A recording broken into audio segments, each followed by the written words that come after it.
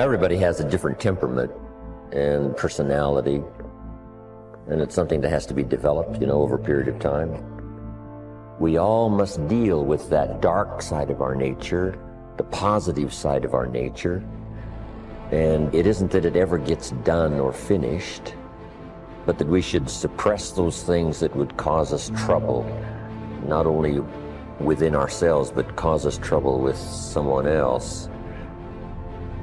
You're not aware of that conflict going on, because conscious attention doesn't need ordinarily focus upon it. And so you don't get involved, and you're not anxious about what party is winning and what party is losing. They're keeping up a kind of balance. It's a spiritual battle, and it's taken people thousands and thousands of years to figure this out. You can find that and just look inside: inadequacy, weakness, susceptibility to temptation, narcissism, pride, envy, revenge, resentment, frustration, lack of faith, all of that. So we spend a lot of our energy, a lot of our time, a lot of our work and our thoughts on how much stuff can I get, how much can I accumulate. And the problem that comes up with this is that if you believe that you are what you have, if you really believe that, so we have almost like a dilemma. If I am what I have, then when I don't, I'm not. I start to get really terrified. I start to get really scared when I don't have as much stuff as I want to have, or when other people have more stuff. So we spend a lot of our energy comparing ourselves to what other people have.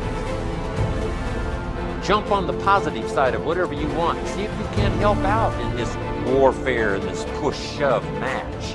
That's the key.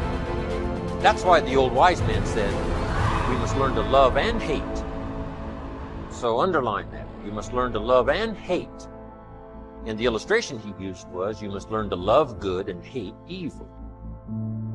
But the major key to your and my future, the major key to you and mine being able to put our lives together, to get up and move forward, the major key to creating the next greatest version of ourselves and looking out for our families and improving our lives and our community. The major key is you. It's me. It's all of us. We have to decide that we're going to take responsibility.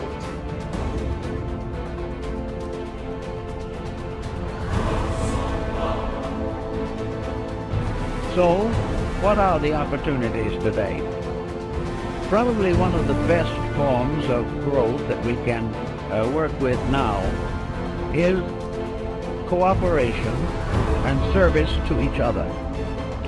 The individual finds perhaps the greatest basic joy that there is in the human composition when he brings joy or releases joy through other persons. One of the simplest things we can do is to plan a program of helpfulness, a program of not thinking about ourselves, but earning the respect, admiration, confidence, and affection of other people. It is something to look back quietly upon a good deed that has brought security to another. And this type of backward looking is probably the most cheerful as possible. So service to others. If you do not know what to do, help someone in desperate trouble. Forget being deprived of a few hours of television or being requested to turn away from some ordinary leisure that you have planned, but try to see what you can do to help other people. Now, if you have special trained abilities in these matters, there are many opportunities that open themselves to the person who really wants to help. If you have music as a background and have the abilities, find some young people who want music and cannot afford it. And instead of sitting around gossiping or answering phone calls, take these young people and try to educate them or help them in their musical lessons. If you are in business, take young people who need business training. They will not get proper training in school, but they can get it from someone who has been through it and knows what is right and knows what should occur and what should not occur. Everyone can do something, and out of the best they have done themselves, share with another. Then there are things you can do for yourselves. If you are not in a position or do not feel equipped to work with other people, then work with yourselves. Develop those faculties and powers which are not functioning properly today. Look over your own life and see what your mind is doing. Is your mind growing? Or is it just heaping up one prejudice on top of another? Watch your thoughts and see whether or not you're instinctively criticizing things you do not understand, or have developed powerful prejudices which interfere with justice and judgment. Look over your own nature and then go to work on the problem that you find needs attention. It is not good, however, to try to simply convert yourself. To sit down and say, I shouldn't hold that attitude, is usually not very meaningful. What you really should do if you dislike a certain condition is get into that condition yourself. Move in on it and find out why people think the way they do.